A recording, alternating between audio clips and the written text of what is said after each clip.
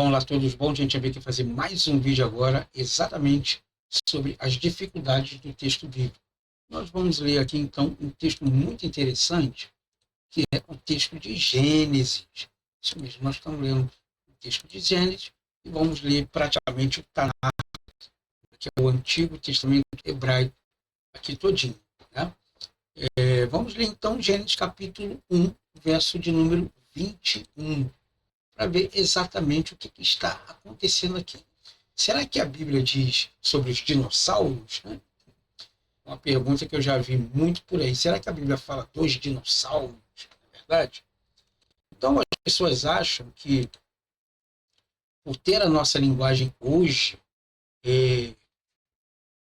a Bíblia é obrigada a trazer todas as informações que existem hoje.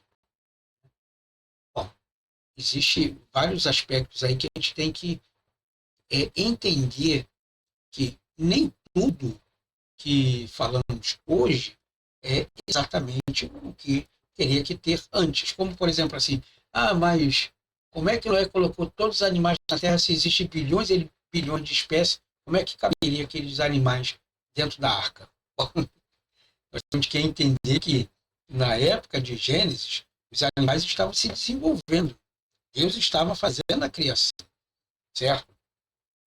E nós sabemos hoje que existem múltiplas espécies de outros animais que se desenvolveram através dos séculos, através de milhares e milhares de anos.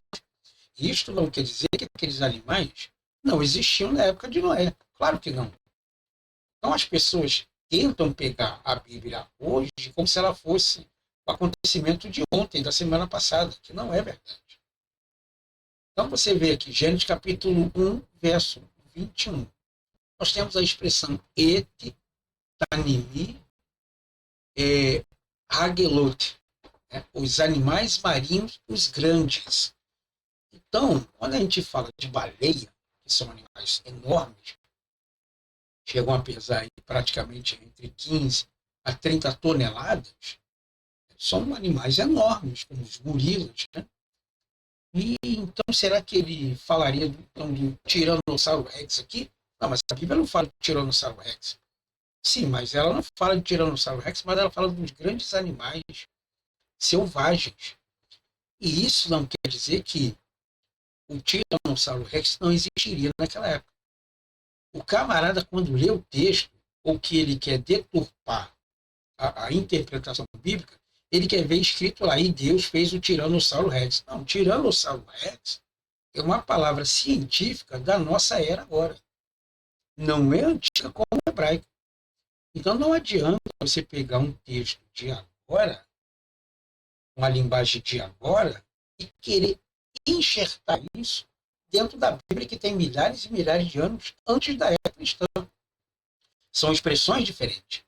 Então a expressão poderia ser traduzida também como as serpentes, as grandes, ou como os dragões marinhos, os grandes, né? A locução é traduzida de maneira quase similar entre as versões bíblicas clássicas. Por exemplo, a Septuaginta traduz como os grandes monstros aquáticos. Será que os grandes monstros, será que ele está se referindo somente às baleias? Ou outros tipos de animais ali, então? Né? A Vulgata verte como os grandes cetáceos. E o Targum de Onkelos e Eurosolomitano 1, que são os textos em aramaico, traduzem como os grandes monstros marinhos.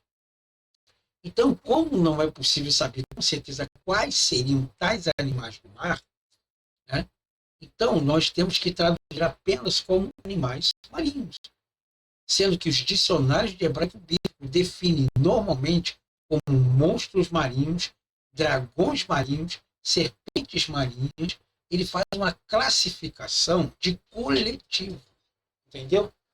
Então nós temos que entender que essa definição de palavra de hoje, classificada como hoje, não é colocada dentro do texto antigo. Entendeu?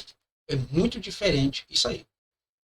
As palavras de hoje atualizadas não tem nada a ver com o texto de ontem. Tá bom? A gente tem que entender e saber classificar essas questões aí. Tá bom? Espero que você tenha gostado desse vídeo. Muito obrigado pela sua atenção. E nos vemos então numa próxima aula.